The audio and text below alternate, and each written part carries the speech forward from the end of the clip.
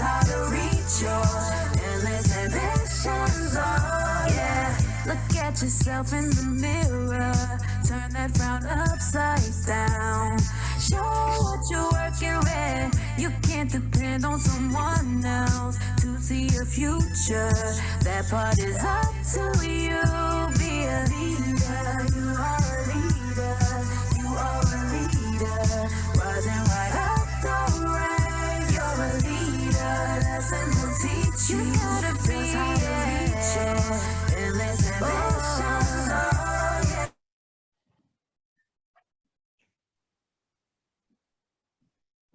Good afternoon, and thank you for joining us for today's Legends and Leapers program.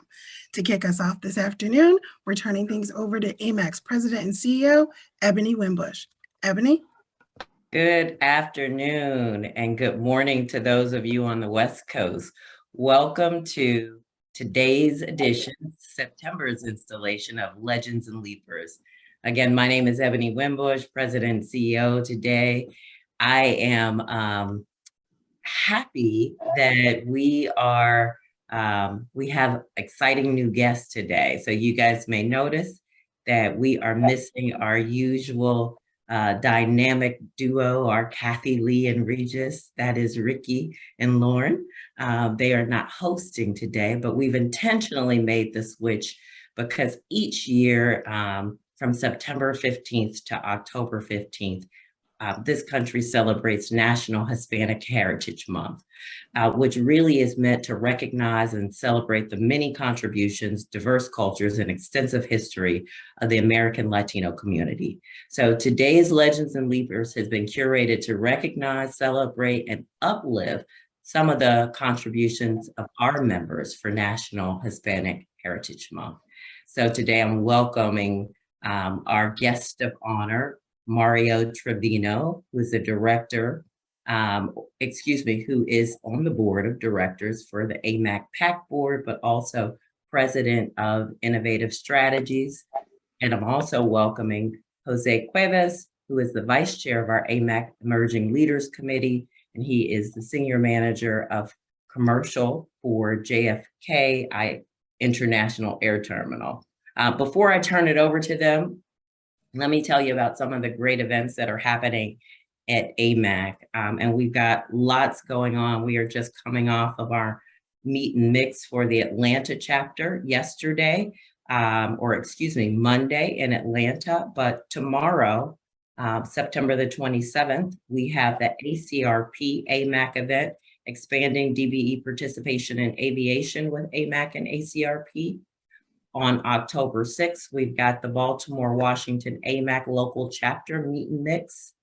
On October 20th, we've got the AMAC ALC fireside chat, bridging the cultural divide. And this quarter's installation of it, we've got female leaders in both the airport and business space, including an emerging leader. So check out our calendar of events. We'll drop it into the chat. But without further ado, I am going to turn it over to our guest hosts, Jose and Mario. Please take it away. Thank you very much, Ebony. On behalf of Jose and myself, thank you very much for the opportunity to be here with you and the audience. And we have a great program today. So without further ado, let me try to get into that. As I mentioned to Jose, our agenda is very simple. We're going to introduce a legend and also a leaper. Ask them questions and just have a general conversation with them. So let me turn it over to Jose, and then Jose can start with the introductions and we can get the program going. Jose? Thank you, Mario. Thank you, everyone, for joining today's discussion. This is going to be a very interesting one, and we look forward to this dynamic engagement today. So let's get started. So with that said, we're going to start by introducing our leaper today. And the leaper is Liz Gonzalez Tetenbaum. Liz Gonzalez Tetenbaum is the Director of Partner Relations and Business Diversity, an integral component of the Business Development Department at Hudson. one of the largest and most recognizable travel retailers in North America, where she develops and maintains relationships with internal and external stakeholders. She is a diversity and inclusion champion committed to the success of the ACDVE partnerships she serves daily. Liz has been an AMAC member since she joined Hudson in 2017. And in 2021, she joined the AMAC Chapter's Development Committee. Before Hudson, she worked in the legal department at Starwoods Hotels and Resorts, and she served as the integration team member during their successful merger with Marriott. Liz is a first-generation American and proud Afro-Latina, having immigrated from the Dominican Republic to New York City at a young age. She holds a Bachelor of Science degree from St. Francis College and a master's degree in business administration from Sacred Heart University. And one last fact is that yesterday I found out that Liz and I, we have a connection because I was also born and raised in the Dominican Republic. And we are actually, Liz's mom is from the same hometown where I was born in the Dominican Republic. So that's an interesting fact to share. Great, great, great. Let me introduce our legend, and our legend is truly a legend in the industry. A lot of, he almost needs no introduction because a lot of people in the industry know Jesus, know the great work that he did in Houston.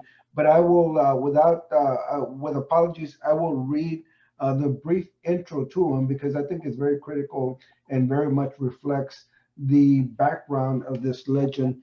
Jesus was appointed in January 2020. Jesus was appointed the City of San Antonio Director of Airports. In this role, he oversees the day-to-day operations of the San Antonio Airport System, which is made up of the San Antonio International Airport and Stinson Municipal Airport. Combined, the airports account for the economic impact of more than $5.2 billion annually and support approximately 46,000 jobs in the region. Previously, Jesus was Chief Operating Officer for the Houston Airport System.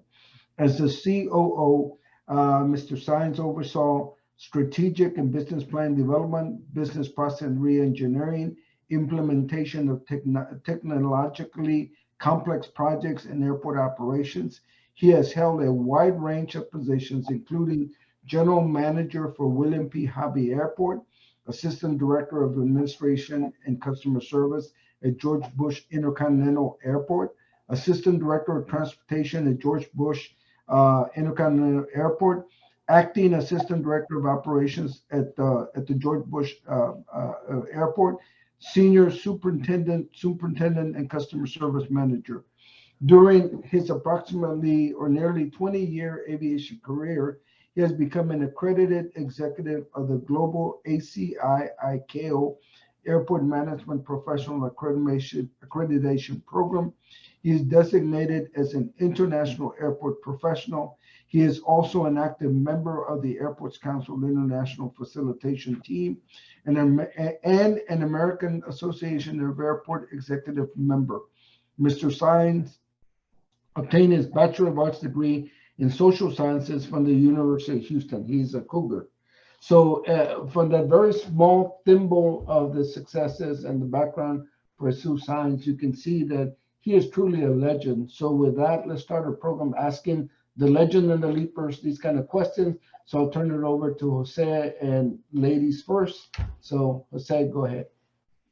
All right, let's get started. So we heard two amazing backgrounds of our legend and our leaper today. So let's get started with you with the first question. So amazing background. What can you tell us from your background, your resume that we didn't share? Tell us something unique that we have not mentioned yet. So I want to start off by saying buenas tardes, mi gente. Jose, thank you for the wonderful introduction. I also want to thank the AMAC organization for inviting me to today's conversation. So something that's not on my resume or my background. So over the pandemic, while I was furloughed, I volunteered for a friend who was running for office. Her name is Emerita Torres from the Bronx, and she successfully won her campaign. So I want to say I was a great volunteer and helped her to accomplish that. Great, good. Jesus, let's ask you the same thing. We heard all the accomplishments that you've done, but just to share with the audience and give them a little bit more personal background, what is something that you want to share with the audience that's not on your resume that you would like them to know? Well, I think it's important to highlight, at least for me, as I look back, and thank you for the introduction. Thank you for the opportunity for allowing me to be here with AMAC. I think it's an incredible foundation that we're establishing to help others. And as I look at, the reasoning as to why we do everything that we're doing, I can't help but reflect on the struggle of where I come from and the people, igualmente like Liz, buenas tardes a todos. It's been a difficult struggle, as I look back through my long career, started working at the age of 12, come from very humble beginnings, from my parents and my family, as we look at the difficulties and everything that we have to deal with today, that was a big struggle. And then I would add, what propelled me and what has helped me a lot is, I started working for United Parcel Service when I was 18 years old. And I worked for UPS for 6 years and at one point loaded planes, cargo planes down at Ellington that really captured my interest in wanting to be in the aviation field that has propelled my career throughout these 30 plus years of the work that I've been doing. So most people say, wow, you work for UPS. I did. And that has really helped me in my leadership abilities, and establishing some really core values in the way that I do business every single day. I think back to my humble beginnings. I think back to some leadership roles that I had in United Parcel Service. And then I can't help but reflect on the number of people that have been very participatory in my success. So there's so many mentors out there that have helped me get to where I am today. Great. Very fantastic. Kicking off with a more technical question, Liz, how do you solve world peace? No, I just. So Les, just again reading through your biography and listening to you speak about your background, it's fantastic, given the vision and mission of AMAC, that and many of our efforts that we conduct every day when it comes to diversity and inclusion. So in terms of diversity and inclusion and your role at Hudson, what is it that has influenced your thinking around diversity and inclusion and motivated you to get involved and be an advocate for change? So along the way on my career, I've met some amazing people that have shaped my career. Some of them are our business partners, some are colleagues at Hudson. And just, I stepped into this career thinking that it is exactly like the hotel business. I always thought that airport travel was like the cousin of hotels, and I quickly found out it wasn't. So it took me a while to get a grasp of things. And when I did, I really started to enjoy what we do, going into communities, doing outreach, learning about what different companies do, and recruiting small minority firms. It became very rewarding. Fantastic. Jesus, your journey from customer service manager to airport director obviously has been a very interesting one, and I think you touched some of it. My question would be, what do you see as one of the core elements in your success? How would you define success, and what would you tell somebody as to, if you do, these are the elements that you need to incorporate to spell success? As I mentioned a little bit with regards to United Parcel Service and some leadership, core values that I look back, do your best, do what's right, and then that golden rule, do unto others as you would expect others to do unto you.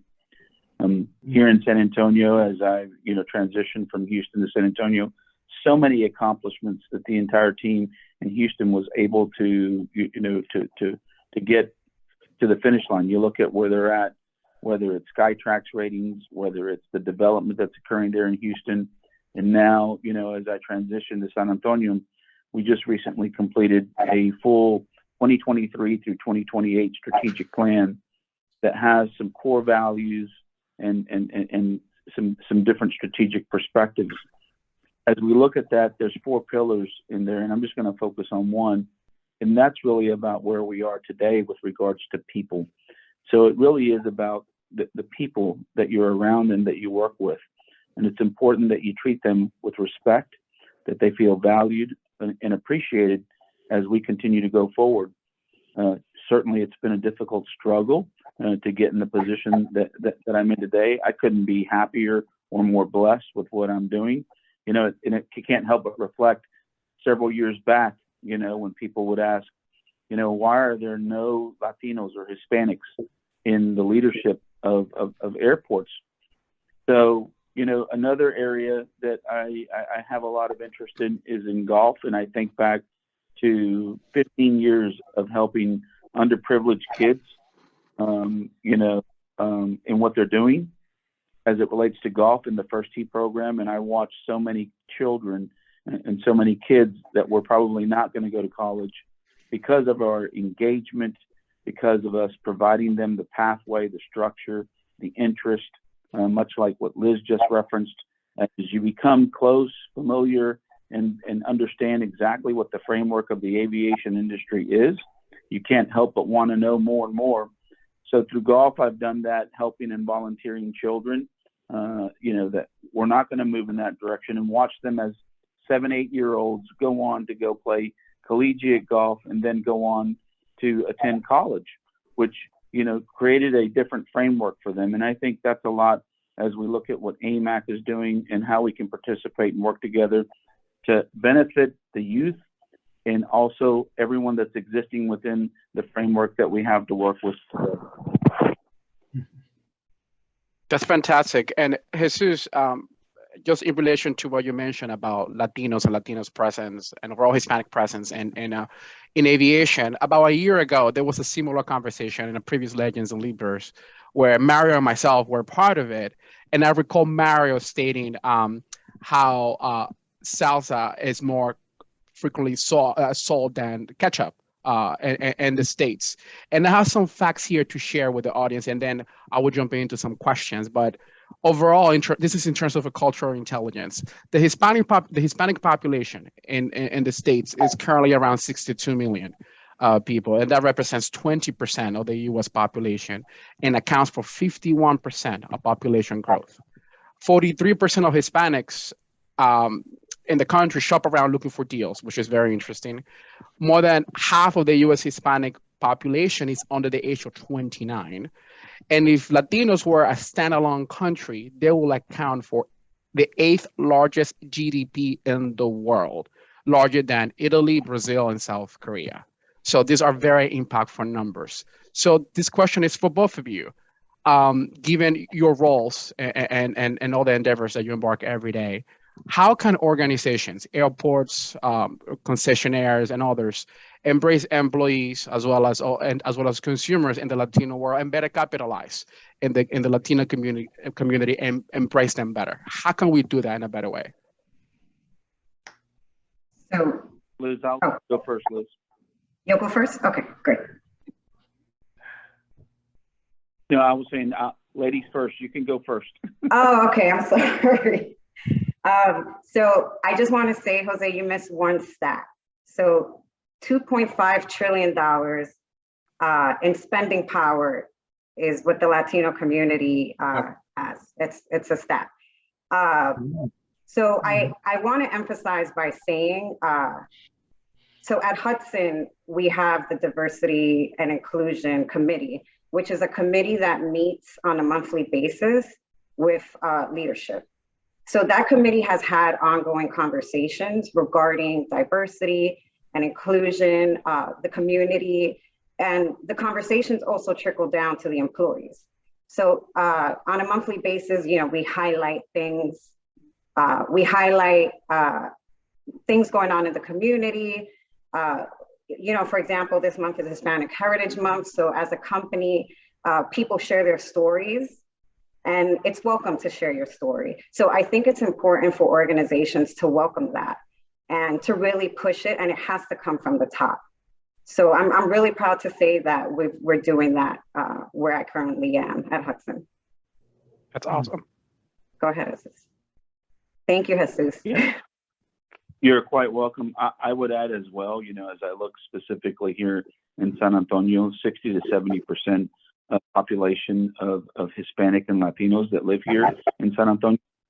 So it's important that we continue to move forward to all of the stats that were just provided. As we continue to grow and prosper, I kind of see it this way: come one, come all. Right? And we have a number of platforms that we have begun to establish as it relates to diversity, equity, and inclusion. So that is led by Karen Ellis, who's very involved with AMAC as well, right? In everything that we're doing. So we're starting to establish that, whether it's women in aviation, whether it's providing an opportunity to get into some of these schools and high schools to present the opportunity of what does it mean to be a pilot? And that's one framework that people can consider as we look at STEM in science, technology, engineering, and mathematics, of what that offers and how that can prosper and grow into a career in the aviation/airline industry. So pilots are one. And I'm always amazed when I talk to children or when I'm speaking and I come into a room, whether it be high school students or junior high school students, and I always tell them, give me a job that you think is not at the airport, right? There's so many opportunities across the entire globe of jobs that are at the airport, whether you're working in maintenance, whether you're working in operations, whether you're working in financials, whether you're working in administrative, and, you know, to Liz's point, in the service industry of what we do for concessions, food, beverage, and retail, and all of those endless opportunities that are there. I mean, you can look at economists. I can go on and on with the list. I even told them, a child came to me and said, well, there's no doctors at airports. I'm like, yes, there is. We have epidemiologists, we have people that work with CDC.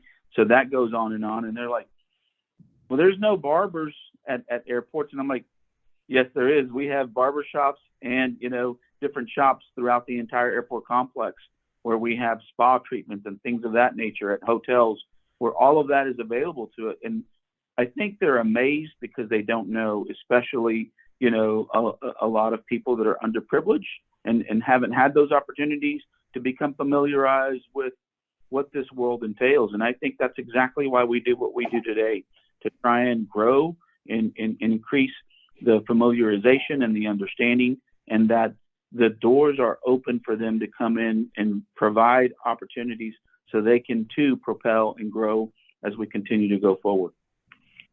Great. Jose, Jesus, let me turn the tables here, and this will be a question for both you and Liz. Jesus, you've been obviously a legend. Obviously, you've got a great resume, great background, very accomplished. So what advice would you give somebody like Liz and people in the audience to say, these are the elements, now looking back, these were the important elements for me to spell success and for me to be able to develop and grow professionally and achieve that level, one of the highest levels, obviously, is airport director. And Liz, I'd like for you, when Jesus is done, give us some advice from your perspective that you're a leaper. So what would you say you need? What would be important for you to see that would help people like you and in your level develop and grow? Because I would love to see, Jesus, I'd like to see you become greater than just airport director. And Liz, I'd like to see you as the CEO of Hudson one day. So let me let you guys answer that question. Yeah, I'll try and put this in a small number of buckets because that's a loaded question. Thank you. It's a great question, and I will tell you, I've read a number of books throughout my career, and some things just really stay with you. And I think the importance of just human nature as we relate to leaders is critical, especially with what we're dealing with these days, for people to have a perspective. I've got 3 words that I give to my team all the time. I talk about perspective, I talk about humility, and I talk about gratitude. And that really associates to, as we move forward in what we do as leaders, it's very critical and important that we have a servient leadership style if we want to help people to want to attract and want to be a part of a specific culture. And we all know the difficulties of human capital of trying to attract, people to your organization, whether it be because of the culture that you have or because they're interested in working. So I give you that as a leader. That's something that I try and, provide to all of my team as it relates to the perspective of know that as a leader, you need to be considerate and understanding and servient to your team to provide them the resources in order for them to be successful as you continue to grow that ladder. And then two other important things. I have two daughters, one's, 22, graduating with a master's, and another is 17, high school, that's about to go into college. They play a lot of golf, and, we often talk about a number of different things. So I'm a big advocate for trying to help all women into trying to grow into the aviation industry as well, because it means a lot to me. As I think back to my abuelita, my grandmother, I think about my mom, I think about my wife, I think about my daughters, and some of those difficulties and struggles that women have had as they try and, improve their careers in aviation. I leave you with these two factors. There's a book by Simon Sinek that talks about asking the question why, right? So, and it's a constant, rigor of why, and always asking yourself, well, why this or why that? And that's so critical to the success of people as you're coming up, and I think back to when I didn't know what I know now, and now I know what I didn't know. So it makes a big impact as you continue to grow in your career, but you have to ask yourself why, and you have to know that for your own personal benefit and then for the benefit of your organization as to why you're making decisions and the direction that you're heading in. And then I'll leave this last little tidbit. I remember reading a book by Oprah Winfrey a long, long time ago, and it just resonated with me, and it stays with me because there's a certain amount of anxiety, there's a certain amount of fear in people as you come into an industry and organization and you're trying to grow. There's uncertainty. Should I do this? Should I not do that? And I love what she said. She said, the only regret I have in my career is I wish I would have been less afraid. And that really needs to, what we need to help is remove some of that fear and that uncertainty and that sense of being afraid to any of the upcomers, the leapers that are trying to come into this organization. It's our responsibility to provide the open gateway for them to remove some of those fears, to have more understanding, to say you're not in this alone. It caveats into the servient leadership of being able to provide them the help that they need so they too can grow into this industry. Great answer. Thank you. Liz? So, Jesus, I want to commend you because that's exactly what we need. We need more mentors. As a leaper, I would say we need more people that are willing to take us under their wings. But I would be remiss if I didn't say I've had that. I've had people who have taken me under their wings and have showed me the ins and the outs to this industry. I obviously came into it thinking I knew it, but I didn't. And one thing I will say that is kind of like my mantra that I've followed through life is I listen, I learn, I ask a lot of questions, and I try to pave my own way.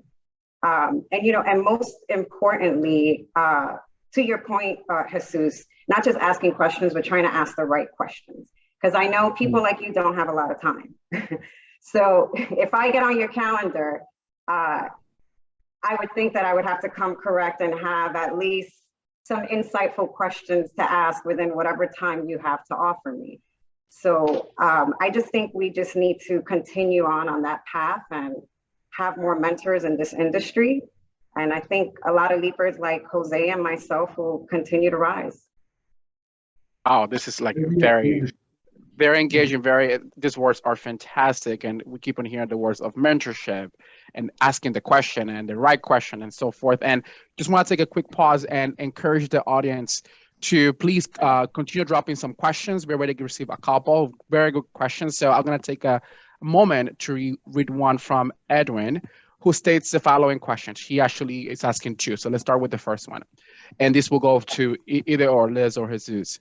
So as you reflect on your careers to date, just give me one second. As you reflect on your careers to date, what was the key milestone or event that you look back that was impactful to your current trajectory? So as you look back in your career, what was that event that really impacted your career? Jesus, you've had a longer career than me, so maybe you should go first. Yes, I think back, as I mentioned to you all, I started working at a very young age, to help the family and to do the things to survive, right?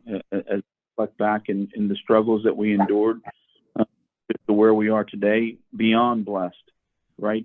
For all the blessings that we've been, endured.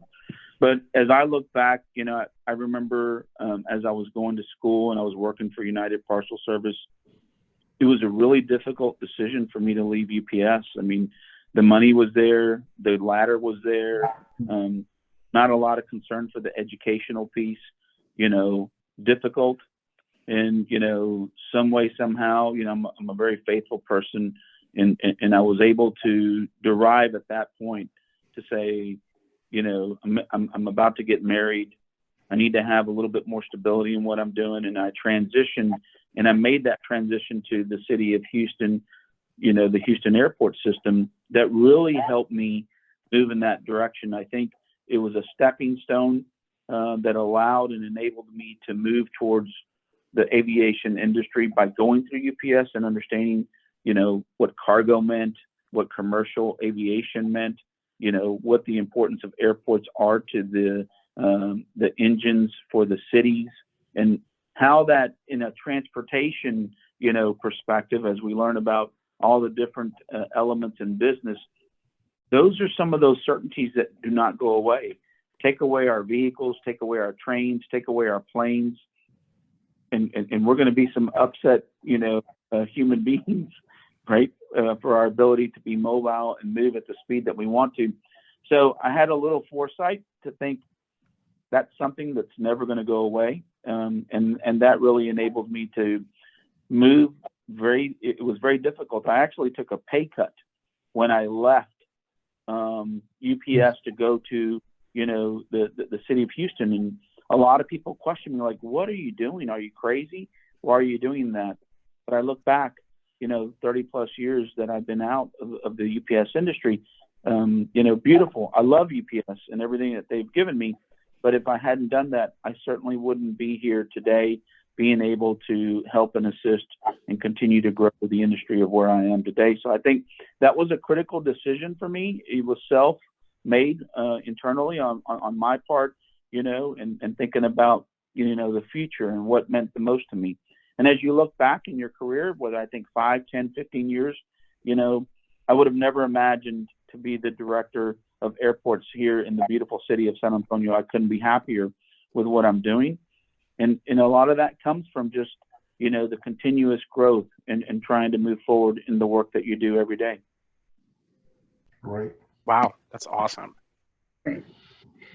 Well, let me ask, go ahead. I'm sorry, were you going to say something? Sorry, Mario, go ahead. Did you answer the question, Liz? I don't want to. No, I didn't. Okay. So I'm going to take it way back to 2008 when I graduated college in the middle of the financial crisis. I could not find a job. So I was doing a lot of odd jobs. And when I landed at Starwood, that was a career milestone for me because I finally got into a Fortune 500 company. So that was amazing. But then at Starwood, I took the opportunities that were offered to me there, which were getting my MBA. So I did that at night while I was working in the daytime. And that's also another milestone for me because I was very proud that I was able to endure that time period because it wasn't easy getting up at 6 a.m. every day and getting to bed at midnight. And then having to cram studying in between that. And my other milestone is ending up where I am today at Hudson. It really was a level up in my career. So I'm grateful to say I've had multiple milestones in my life. And sorry, Mario, back to you. Great. No, thank you very much. That was very insightful. Jesus, I agree. Servant leadership is very important. And Liz, you were able to persevere and certainly accomplish all the accomplishments that you've done. Let me change it up a little bit here and ask a question again of both of you. In the positions that you're in, Jesus, you run an airport. Liz, you're with one of the largest retail giants of the airport industry. What do you see is the most pressing issue affecting disadvantaged businesses, minority women-owned businesses, and what can you do in your capacity? And Liz, the same question to you. What can you do as one of the larger global retailers to try to help and promote the inclusion and participation of minority women-owned firms, or DBEs and ACDBEs? So I think sorry. Go ahead. No, go ahead.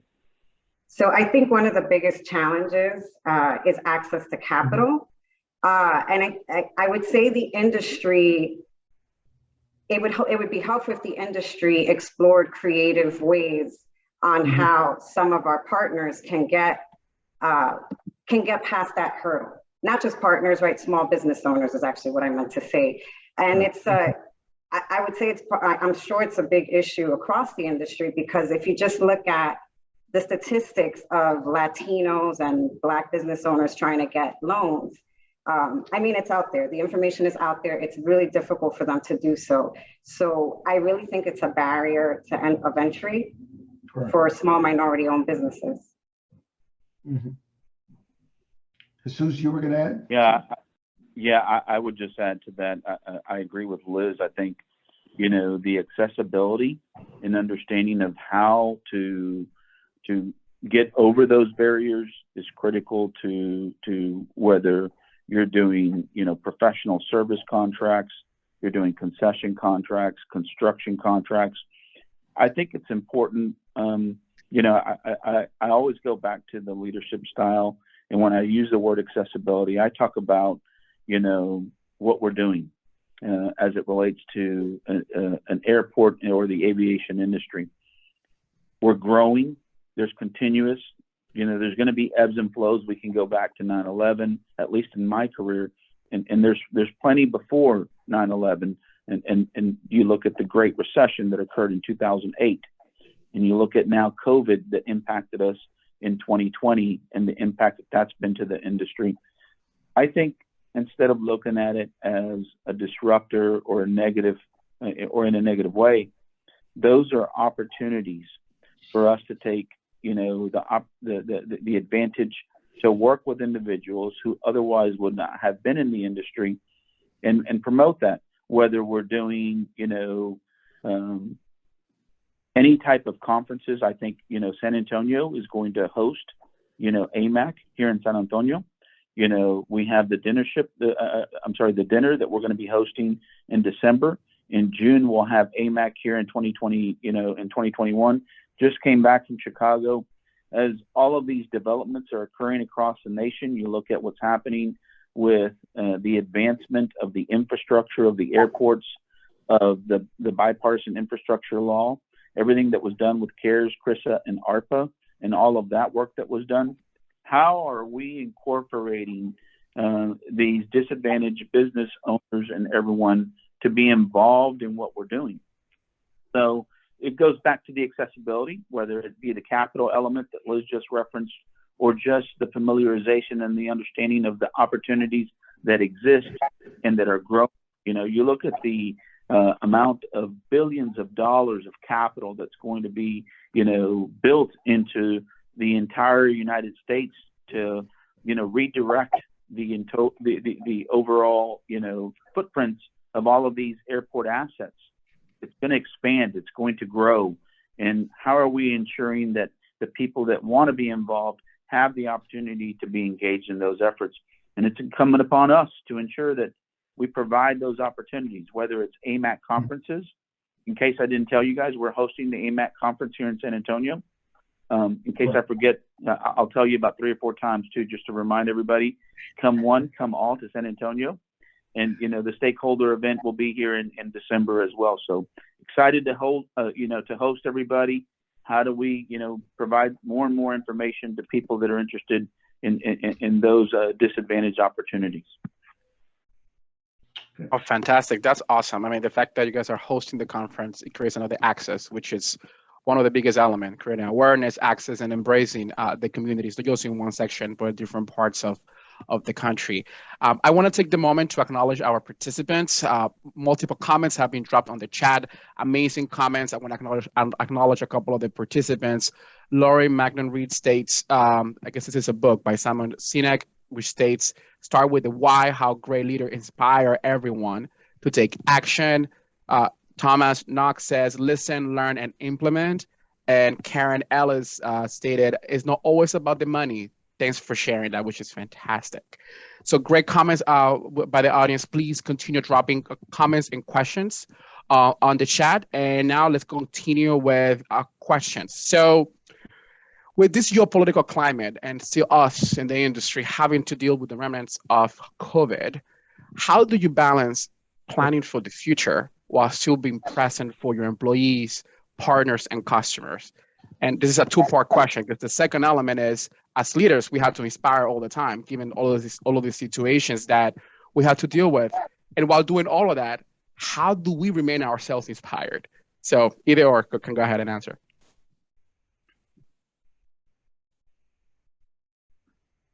I'll start with this one, and it's important that we reflect on where we came from as we look at where the future is. History is a good predictor for the future, and as we look at that, I think it's imperative that we sit down. You think of AMAC and everything that Ebony and the team are doing right now to grow everything that we're doing with the Minority Advisory Council. I think that's wonderful. There are strategies that are being put into play that are going to not benefit us today, but they will benefit 3, 5, 8, 10 years from now. And that's very similar to what happens in airports. As I mentioned earlier, we have a 2023 through 2028 strategy. So it's important that we look at that. There's going to have to be some exit ramps for some of those items because disruptors, the sea of uncertainty is going to hit us. There's going to be items that we just don't know about that are going to hit. The airlines are still in a very volatile position as they look at their pilot shortages, their human capital shortages, and how are they getting that fulfilled so that we can get back to whatever the new normal is going to be. The introduction of innovation and technologies, whether that is going to be augmented reality, biometrics, facial recognition, the speed of the level of service by which the customer expects to be handled. What used to be curb to gate and gate to curb is now home to gate and gate to home. So there's so many things that are happening across the industry where we have to be prepared to provide the strategic efforts of what we're doing.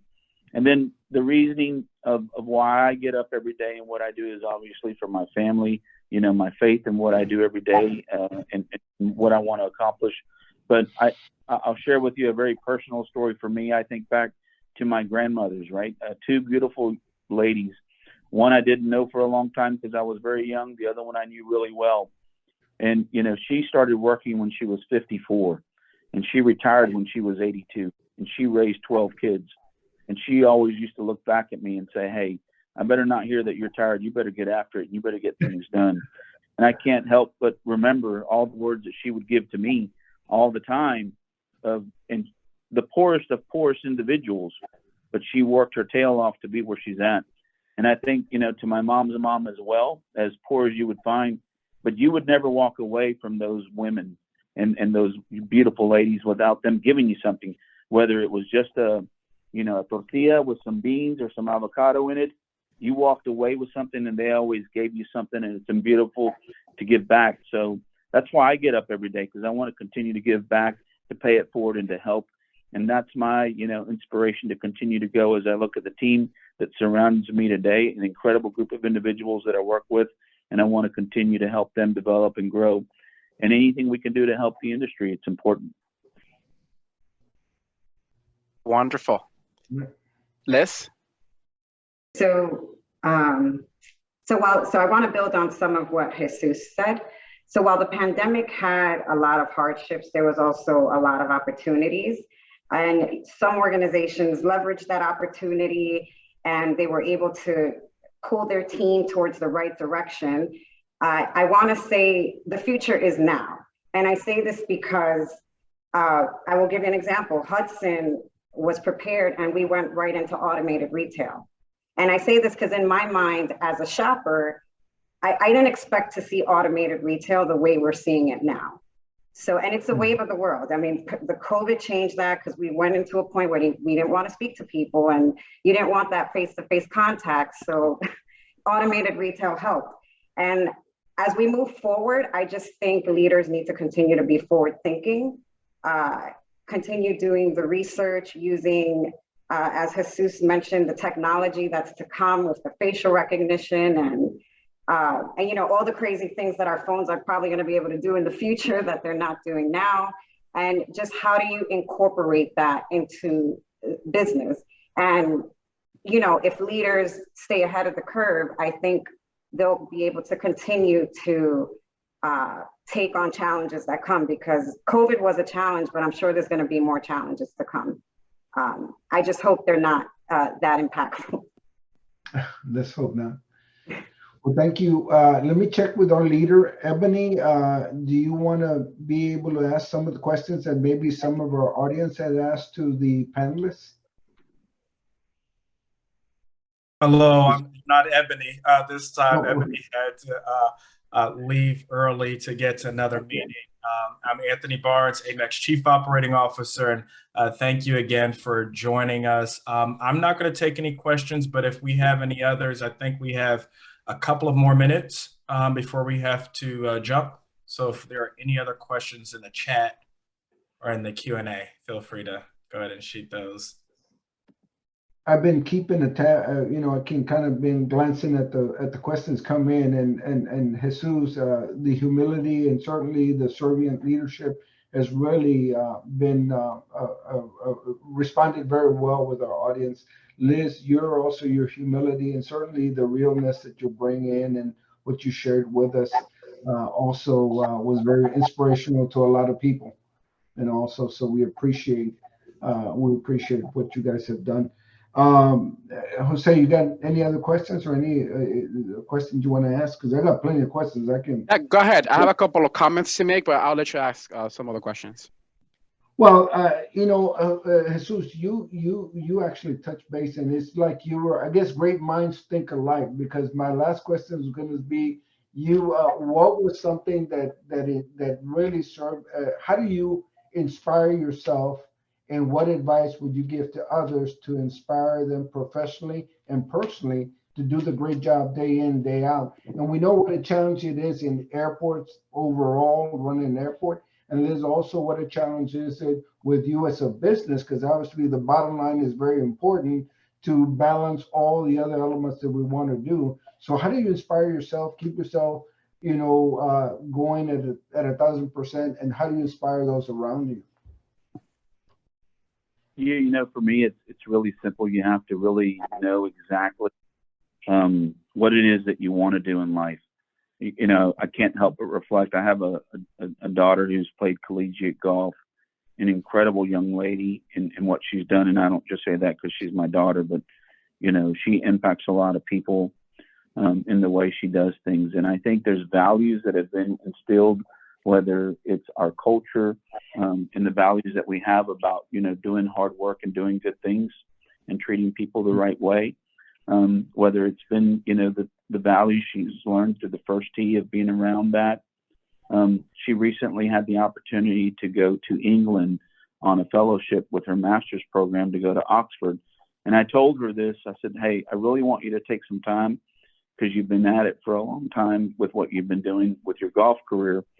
I want you to take some time to really think about what you want to do and what makes you happy, right? Because if you're in a place and you're doing something and you're not happy about what you're doing, then you're not going to be successful. You're not going to be productive. So that correlates to me, and my team knows this because they're probably tired of me bringing it up. But, you know, you can put your strategy together, you can put your plan together, but if you don't have a good culture, you know, culture is going to eat strategy for breakfast every single day. And it's important that people are working to improve the culture and provide an environment where people feel valued, respected, and appreciated in what they're doing. A number of changes that are going to occur, some good, some bad. You have to understand that. But if you're happy in what you're doing, you will continue to prosper and grow and move in the direction that you want to move towards. Great. Thank you. Liz? So I want to echo on what Jesus is saying about having a good foundation. I come from a family that my grandfather was a farmer. So he was up at 5 a.m. every day and went to bed at like 10 or 11 p.m. And he did this every day of his life until he died. So I learned from my grandfather that no matter what happened to you today, tomorrow you get up and you have to do what you have to do, right? You have to get up and put your best foot forward. And I try to implement that in my personal life and also in my work life. So I think to what Jesus' point is saying, in order to be happy, you have to have balance. So my balance is I get up every morning and I do something for myself, which is the gym, or I listen to a podcast, or I'll go for a run.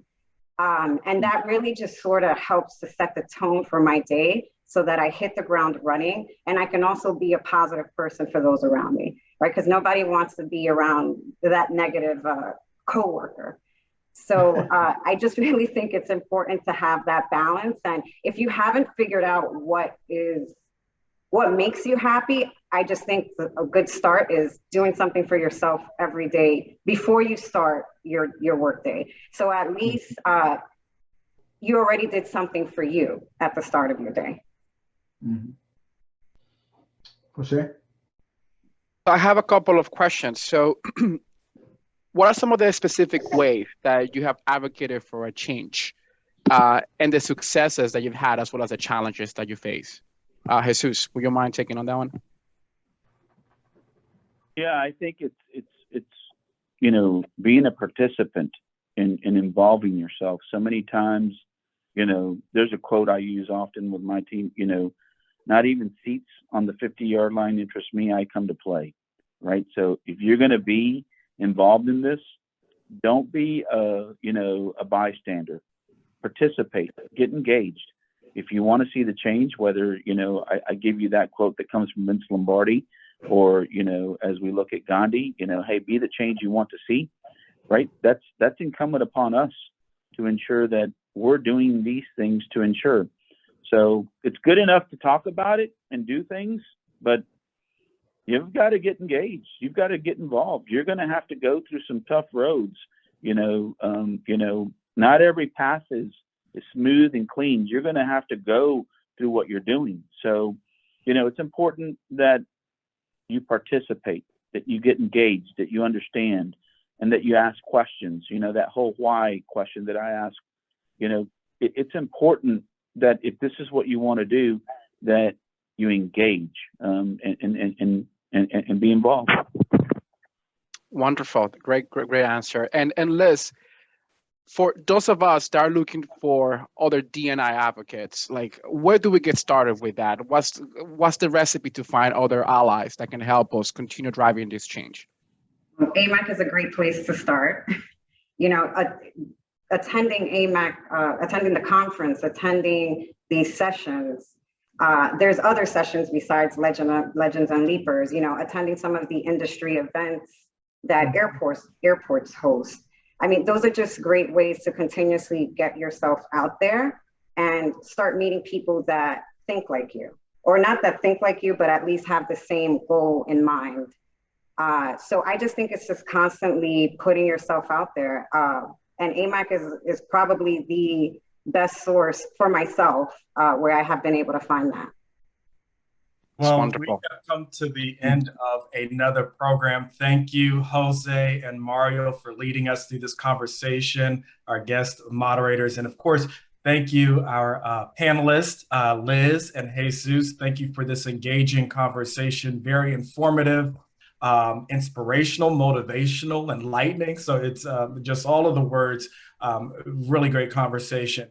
If you didn't hear from Jesus during his conversation, if you didn't know, San Antonio is hosting our conference next year. I saw someone ask for more details in the chat. We'll be unveiling and sending out more information as we are planning this conference. So please stay tuned. If you are not signed up for our email communications, please be sure to sign up for those email communications. We'll announce more details about this conference. We're planning for June in San Antonio. I see our conference chair, Karen Ellis, in the chat, who's leading our efforts as well, along with Jesus and the team. So please look for more information. Again, thank you for joining us for this month's conversation. We are looking forward to you joining us next month for Legends and Leapers. Please visit our AMAC calendar to register for all upcoming events. Again, thank you for joining us. Gracias. Adiós. Muchas gracias. Gracias. Buen día. Adiós. I need to learn Spanish too. Goodbye. Thank you all. Thank you. Goodbye. Take care. All right.